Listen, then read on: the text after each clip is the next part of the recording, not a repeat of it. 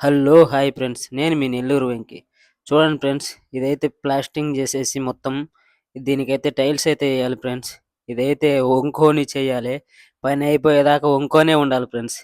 ఇలాంటివి చేయాలంటే చాలా చాలా కష్టం ఫ్రెండ్స్. ఇప్పుడైతే ఇదంతా ప్లాస్టింగ్ చేసుకొని, అలాగే దీనికి టైల్స్ కూడా ఏసేసేయాలి ఫ్రెండ్స్. ఇలాగే వంకోనే ఉండాలి సాయంత్రం పని అయిపోయేదాకా. ఇదైతే చాలా చాలా కష్టం ఫ్రెండ్స్. ఏం చేద్దాం? కానీ ఖచ్చితంగా చేయాలి, అయిపోవాలి. అలా ఉంటది ఫ్రెండ్స్ కోవిడ్‌లో కష్టం. చూడండి దాని లోపల లైట్ అయితే పెట్టుకున్నాం. లైట్ పెట్టుకొని చేయాలి. లేకపోతే కానరాదనమాట. లోపల గ్రౌండ్ ఫ్లోర్‌లో ఫ్రెండ్స్ ఇదైతే. ఇంక మాదైతే ప్లాస్టింగ్ అంతా అయిపోయింది ఫ్రెండ్స్. ఇంకైతే చూడు టైల్స్ అయితే ఏసేస్తున్నాం ఫ్రెండ్స్.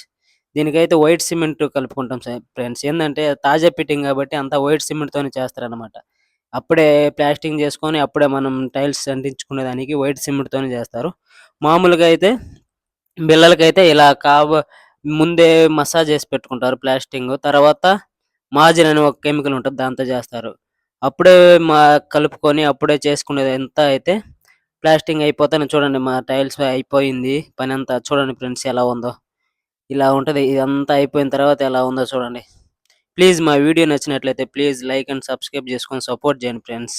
అక్కడైతే మోటార్ పెట్టడానికి ఫ్రెండ్స్ అది 30 సెంట్లు డౌన్ అయితే చేశాము.